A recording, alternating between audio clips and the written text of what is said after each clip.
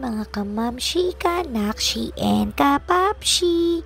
Muling nagbabalik ang iyong mom of two. For today's video, isishare ko lang ang ilang mga kaganapan sa ating life lately. Actually, wala naman talagang masyadong ganap.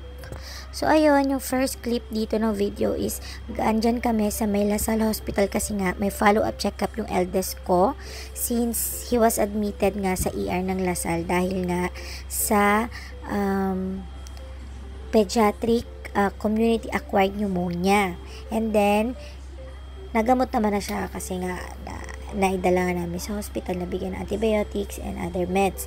And then, nasabi rin ng doktor niya na meron siyang severe bronchial asthma. Same with my youngest na talagang diagnosed na talaga siya nung maliit pa lang siya, nung months old pa lang siya.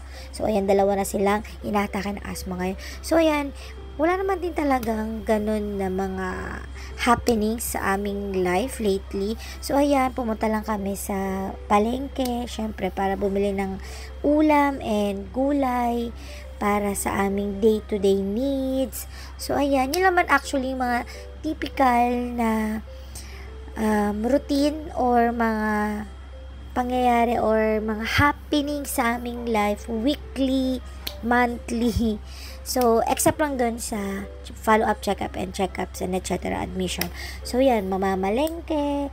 So, mamamalengke kami for good for 5. Kasi before, yung mga first videos ko, 3 to 4 days or 2 to 3 days. Ngayon kasi, yung pinapalengke namin is good for 5 to 6 days na. So, after 6 day, ka-6 day niya, dun ulit kami mamamalengke kasi nga, yun na yung time na ubos na kasi yung aming mga ulam and other stocks ng mga gulay. So, ayan, bago kasi kami mamalengke, pinimake sure muna namin, gaya na sabi ko noon, na kailangan ubos muna para bago ulit. Kasi mahirap na may natira pang mga ulam dun sa previous na pamalengke natin. Ilang araw nang nakalipas, diba? So, hindi na siya fresh. Hindi naman sa fresh, hindi na siya okay na i-consume ng ganun katagal, diba? So, yun, after maubos, mamalengke na naman kami.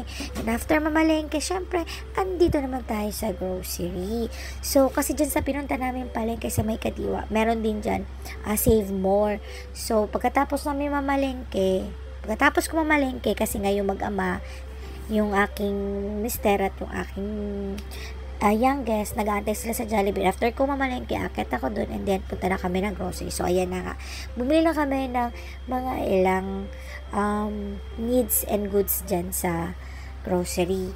So, kasi nga, syempre limit lang yung ating pag-grocery since wala tayong work ngayon. So, nag-rest muna tayo for a while and then nag-apply na rin for new work. So, ngayon, rest muna tayo and then may time na para makasama ang family, lalo na itong maliit na bata. So, dyan, namasyal kami sa playground and park ng aming subdivision. Kasi nga, lagi na ako nangangako, sige, tomorrow magpapainit tayo kasi kailangan din niya ng init, diba? So, ayan, nagbabike siya. Punta kami actually, usapan lang talaga na yung magbabike. And then, nag-aya nga siya sa park, sa playground kasi nga gusto niya mag-play daw. So, ayan na nga. Syempre, habang busy ang bata sa paglalaro, nag-moment muna ang Modrakels. So, kunyari, video-video tayo dyan, kuha-kuha ng clips, para naman may makita naman na mukha ko dito sa video ko, diba? Alam naman, puro sila na lang. Charis. So, yun lang, nagkuha lang ako ng konting clips for myself. And then, ito na. Since March na, last week of March, we celebrated my mother's birthday. So, kami ng family, buong family, pumunta lang kami sa SM para kumain ng lunch. And doon na kami nag-celebrate. Simple celebration lang, actually. Kami-kami lang na family members dito sa bahay na nag-celebrate.